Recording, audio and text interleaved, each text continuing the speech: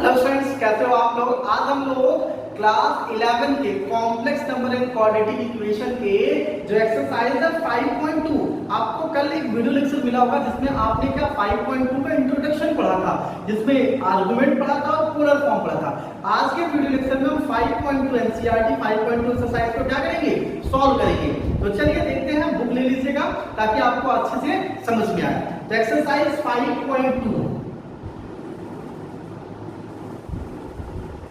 Exercise 5.2 को आज हम लोग सॉल्व करेंगे। देखिए 5.2 में क्या कह रहा है, बहुत सारे क्वेश्चन थे, सिंपल क्वेश्चन है। Find the modulus and argument of each of the complex number exercise 1 to 2। 1 to 2 मतलब दो क्वेश्चन है और दोनों क्वेश्चन से क्या निकाले, मॉडुलस और आर्गुमेंट। तो चलिए कोई दिक्कत नहीं, दोनों क्वेश्चन कर लेते हैं।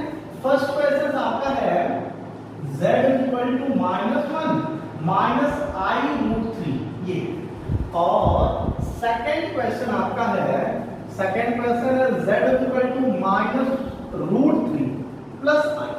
तो चलिए ये दोनों क्वेश्चन हम देखते हैं क्या निकालना है, दोनों का मॉडुलस और आर्गुमेंट। चलिए मॉडुलस और आर्गुमेंट निकालना है तो सबसे पहला काम है, इसको हम कॉम्प्लेक्स नंबर यानी पोलर फॉर्म का जो कॉम्प्लेक्स नंबर है उससे क्या करेंगे, कंपेयर करेंगे। बहुत सारे तरीके हैं, सिंपल तरीके आपको आगे चलकर मैं बताऊंगा। तो अगर इसको कंपेयर करेंगे z = r cos theta + r sin theta से, तो हमें ये क्या मिलेगा, r cos theta r sin theta, तो मिलेगा r cos theta = -1 and r sin theta = देखिए i r sin थीटा होता है और i से i कैंसिल हो जाएगा, तो r sin थीटा = -√3 बन गया।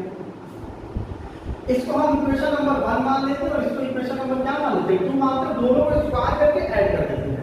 ये हो जाएगा r² sin² theta + r² cos² theta = -1 का स्क्वायर + -√3 का स्क्वायर। ये हमें क्या देगा, r² कॉमन ले लीजिए, ये देगा sin² थीटा + cos² थीटा = ये हमें क्या देगा, -1 का स्क्वायर 1 और -√3 का स्क्वायर 3। तो यहां से r² की वैल्यू हो जाएगी 1 बाय ट्रिग्नोमेट्रिक आइडेंटिटीज, मिलेगा कितना 4। r की वैल्यू +-2, क्योंकि हम जानते हैं कि r एक डिस्टेंस होता है। r क्या होता है, डिस्टेंस। ये कॉम्प्लेक्स नंबर पहला होगा, ये दोनों नेगेटिव है, दोनों नेगेटिव मतलब कुछ यहां पे आएगा थर्ड क्वाड्रेंट में। किस क्वाड्रेंट में होगा, थर्ड क्वाड्रेंट में, ठीक है। और देखिए फर्स्ट क्वाड्रेंट में थीटा और फाई दोनों इक्वल होता है, सेकंड क्वाड्रेंट में थीटा इक्वल होता है पाई - फाई, थर्ड क्वाड्रेंट में थीटा = -पाई - और फोर्थ क्वाड्रेंट में थीटा = -पाई। ये सारी चीजें आपको प्रीवियस वीडियो लेक्चर में अच्छे से समझाई गई थी, आप इसे याद करेंगे। हम लोग थर्ड क्वाड्रेंट से इस प्रॉपर्टीज का यूज करेंगे, आर्गुमेंट निकालेंगे, थीटा निकालने के लिए। तो r की वैल्यू क्या मिलेगा, +2। क्यों, क्योंकि r एक डिस्टेंस है, इसी को r बोलते हैं, और r क्या है, डिस्टेंस। ये p पॉइंट है, ये r एक डिस्टेंस है, डिस्टेंस हमेशा पॉजिटिव होता है। तो r की वैल्यू मिल गई 2। अब हमारे पास क्या बचा, थीटा। थीटा वाले केसेस में ये हो गया हमारा थीटा और ये हो गया फाई, ये था फाई, ऐसे समझिएगा इसको हटा थीटा = -पाई - फाई, ये है हमारा फाई। मिलेगा कैसे, ये पहले फाई हमेशा पॉजिटिव होगा, फाई हमेशा क्या पॉजिटिव होगा। और फाई की वैल्यू क्या था, याद करिए, tan phi = imaginary z, imaginary z upon real z, यही tan फाई। तो tan फाई = क्या मिलेगा, इमेजिनरी z क्या है यहाँ पे, √3, क्या है यहाँ पे √3। ये नेगेटिव नहीं है, हमेशा पॉजिटिव, और रियल z क्या है 1। तो tan फाई की वैल्यू कितना मिला, √3। फाई की वैल्यू कितना मिलेगा, इसको ऐसे भी लिख सकते हैं, tan फाई = √3 में क्या होता है, tan पाई/3 की वैल्यू, फाई की वैल्यू क्या हो गया, पाई/3।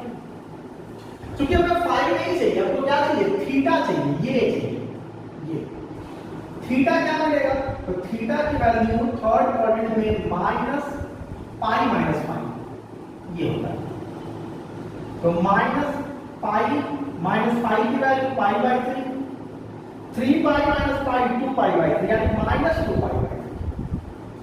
थीटा की वैल्यू क्या मिलेगा, -2, 3पाई - पाई 2पाई/3, लेकिन आगे माइनस है तो -2पाई/3। तो थीटा की वैल्यू -2पाई/3 और r की वैल्यू 2। तो जो ये z है माइनस i√3। तो हमें क्या चाहिए था इसमें, तो देखिए हमें इसमें चाहिए था, कहाँ गया क्वेश्चन, कहाँ गया, मॉडुलस एंड आर्गुमेंट। तो मॉडुलस हमारा हो जाएगा 2, ये हमारा आंसर हो जाएगा, और आर्गुमेंट कितना हो जाएगा 2π/3, ये हमारा आंसर हो जाएगा। ये हो जाएगा मॉडुलस और ये हो जाएगा आर्गुमेंट। अगर आपसे पूछता कॉम्प्लेक्स नंबर, मतलब पोलर फॉर्म का कॉम्प्लेक्स नंबर बताइए तब, तो ये हम इसको चेंज कर देंगे। ये z इक्वल टू क्या लिखते हैं, r cos theta plus i r sin theta. r cos theta r equal to 2, यानी 2 cos minus 2π/3 plus i sin minus 2π/3। ये हो जाता हमारा क्या, पोलर फॉर्म। क्योंकि आपसे क्वेश्चन आगे चल के पोलर फॉर्म पूछेगा, पोलर फॉर्म नहीं पूछा, मैंने आपको बता दिया कि ये हो जाएगा r की वैल्यू और ये हो जाएगा थीटा का वैल्यू। चलिए सेकंड क्वेश्चन देखते हैं। सेकंड क्या कह रहा है, z equal to -√3 plus i, -√3 plus i है, यानी देखिए पहले माइनस है फिर प्लस है। ये किस क्वाड्रेंट में जाएगा, इसमें दोनों पॉजिटिव, इसमें दोनों नेगेटिव, इसमें प्लस माइनस, इसमें माइनस प्लस, यानी किस क्वाड्रेंट की बात कर रहे हैं, सेकंड क्वाड्रेंट की। और सेकंड क्वाड्रेंट में थीटा इक्वल टू क्या होता है, π-5। थीटा इक्वल टू क्या होता है, π-5। देखिए थीटा इक्वल टू क्या होता है, π-5। तो सबसे पहले फिर वही काम करेंगे, इसको कंपेयर कर देंगे पोलर फॉर्म वाले से। तो z equal to r cos theta plus i r sin theta. r cos theta की value -√3 and r sin theta की वैल्यू, क्योंकि i के साथ कुछ नहीं तो क्या मानेंगे 1, i के साथ कुछ नहीं तो क्या मानेंगे 1, तो 1 हो गया। दोनों का स्क्वायर करके ऐड कर दीजिए, तो r square cos square theta plus r square sin square theta is equal to -√3 का स्क्वायर 3 1 का स्क्वायर 1, तो r square equal to 4, r equal to 6 से मिल गया आपको 2। ये r है, जो मत मान लीजिए, अगर नहीं समझ में आया तो ऐसे लिख लीजिए, एक r, ठीक है ऐसे r इक्वल टू क्या मिल गया, 2 मिल गया। अब हम क्या निकालेंगे, एंगल, ये tan थीटा, tan phi निकालेंगे, और phi मतलब पॉजिटिव, phi मतलब पॉजिटिव, तो tan phi की वैल्यू इस वाले फॉर्मूले से, imaginary z upon real z, tan phi equal to imaginary z 1 है, रियल z 3 है, √3 है, 1/√3। tan phi इक्वल टू 1/√3 किसकी वैल्यू होती है, 30 डिग्री, यानी tan 30 मतलब π/6, तो phi की वैल्यू हो गया π/6। हमें थीटा चाहिए। अब देखिए थीटा बिलोंग कहां कर रहा है, सेकंड क्वाड्रेंट में, इसका मतलब थीटा इक्वल टू हो जाएगा π-5। थीटा इक्वल टू π-5 की वैल्यू π/6, तो थीटा इक्वल टू 5π/6। तो ये हो गया एक हमारा आंसर, जिसको हम आर्गुमेंट बोलेंगे, और ये हो गया हमारा क्या, r। हमें निकालना क्या था इसमें, मॉडुलस। एक चीज ध्यान दीजिएगा, जो r है, r क्या है, यही हमारा मॉडुलस है ना, इसको मॉड z भी बोल सकते हैं। तो r की ये मॉडुलस हो गया कितना 2, एक आंसर हमारा ये हो गया, और एक आंसर हमारा क्या हो गया। तो जल्दी से ये दोनों एक्सरसाइज, दोनों क्वेश्चन नोट करिए। नेक्स्ट क्वेश्चन देखते हैं। तो चलो फ्रेंड्स नेक्स्ट क्वेश्चन देखते हैं। नेक्स्ट क्या कह रहा है, क्वेश्चन नंबर 3 to 8। देखिए क्या लिखा है, convert each of the complex number given in exercise 3 to 8 in the polar form. यानी हमें कन्वर्ट करना है पोलर फॉर्म में। किस फॉर्म में कन्वर्ट करना है, पोलर फॉर्म में कन्वर्ट करना है। और क्वेश्चन नंबर कौन कौन सा, 3 से लेके 8 तक का क्वेश्चन। तो चलिए एक क्वेश्चन देखते हैं।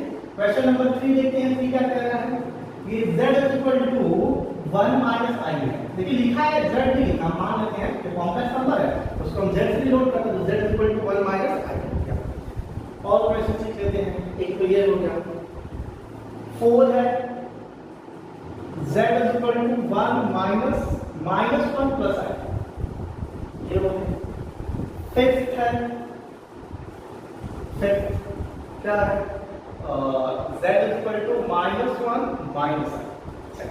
इन तीन क्वेश्चन देख लेते हैं एक साथ। आइए समझिए, z equal to 1 minus i हमें पोलर फॉर्म में कन्वर्ट करने के लिए क्या चाहिए, z इक्वल टू क्या होता है, r cos theta plus i r sin theta, यही होता है।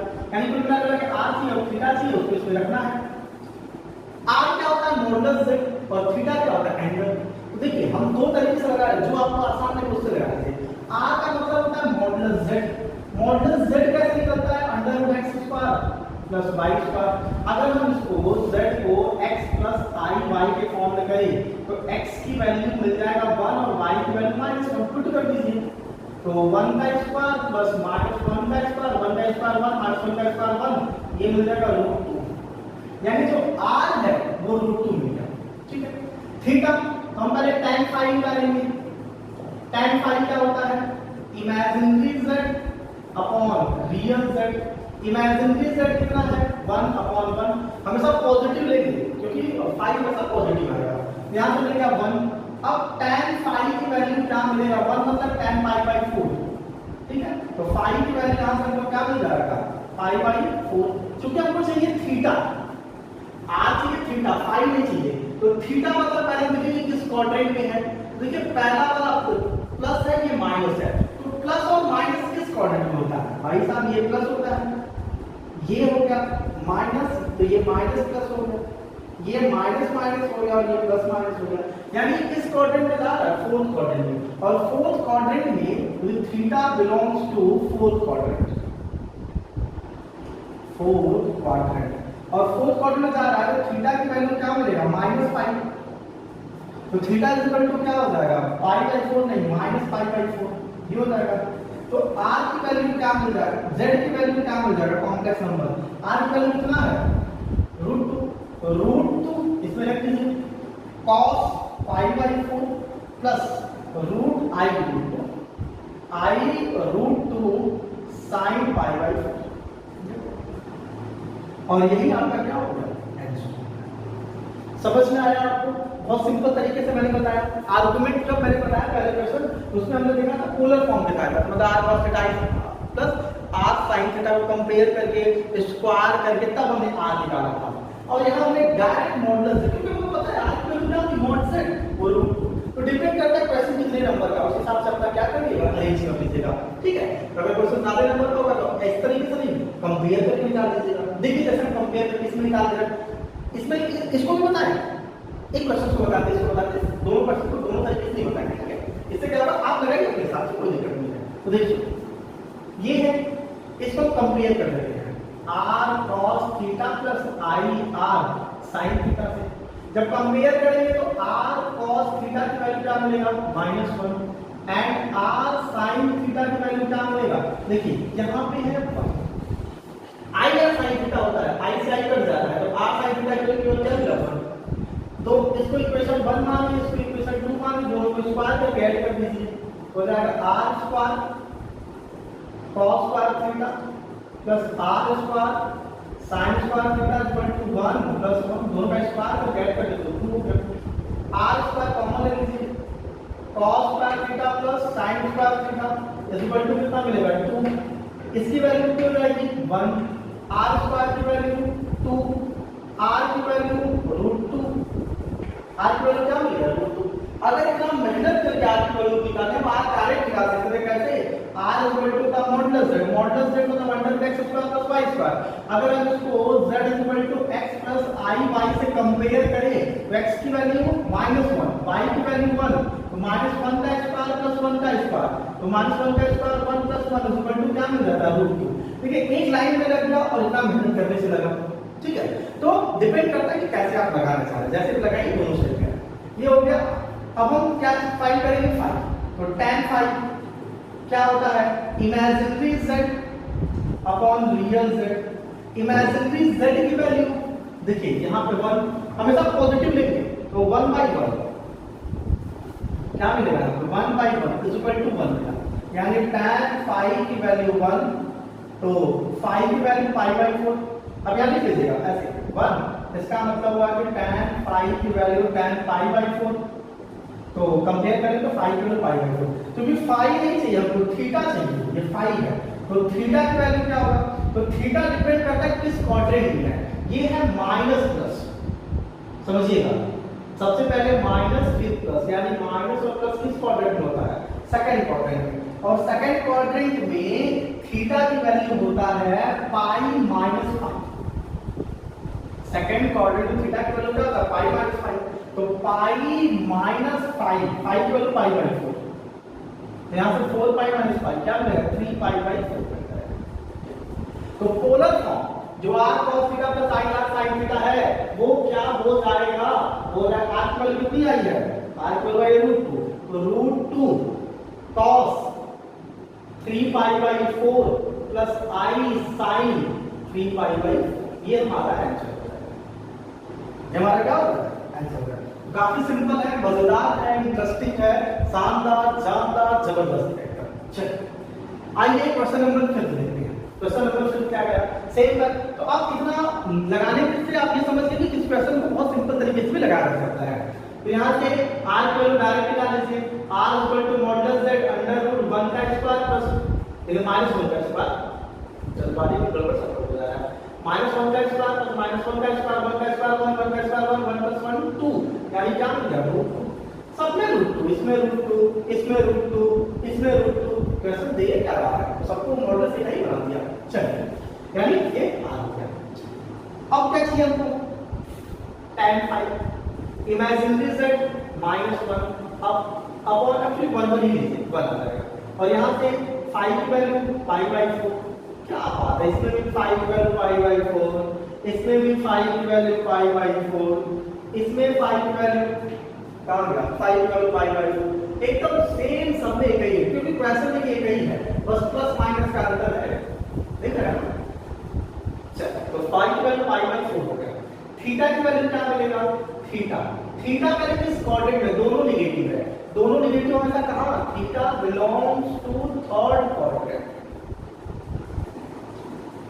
Theta belongs to third quadrant. तो अगर थीटा थर्ड क्वाड्रेंट में है तो थीटा की वैल्यू थर्ड क्वाड्रेंट वाले केसेस में क्या होता है, माइनस पाई माइनस 5, तो माइनस पाई पाई की वैल्यू पाई बाई 4, तो ये आएगा 3 पाई बाई 4, लेकिन थीटा की वैल्यू बन जाएगा माइनस 3 पाई बाई 4, यहाँ पे 3 पाई बाई 4 था, लेकिन यहाँ पे हमको क्या मिल गया माइनस 3 पाई बाई 4, तो हमारा z क्या हो जाएगा पोलर फॉर्म में, तो r की वैल्यू √2 ही होगी, तो √2 cos minus 3 pi by 4 plus i sin minus 3 pi by, ये हो जाएगा हमारा आंसर। तो चलिए स्टूडेंट बाकी के 3 क्वेश्चन और देख लेते हैं, वो क्या है 6 7 8, वो भी देख लेते हैं। 6 देखिए क्या है, वो है z -3 और 7 क्या है, 7 है z √3 प्लस i, और 8 देख लेते हैं, 8 क्या है, 8 है का i, z केवल i। तो चलो सिंपल क्वेश्चन है, अरेंज कर लेते हैं। z केवल -3 दिया, इसका मतलब क्या है, अगर -3 दिया है इसका -3 प्लस 0 i लिख सकते हैं, भाई आई है कि इमेजिनरी पार्ट है तो 0 प्लस i 0 i, ये तो इसमें रियल और इमेजिनरी दोनों है। 8 में देखिए केवल -i है, तो क्या हम इसको ऐसे ही लिख सकते हैं 0 plus 1 into i, 0 plus 1 into i, तो थोड़ा सा इनको अरेंज करना पड़ा, हमने अरेंज कर लिया। आइए इसको देखते हैं, z -3 plus 0 i polar form में कन्वर्ट करना है, z r cos theta plus i r sin theta में कन्वर्ट करना है हमको।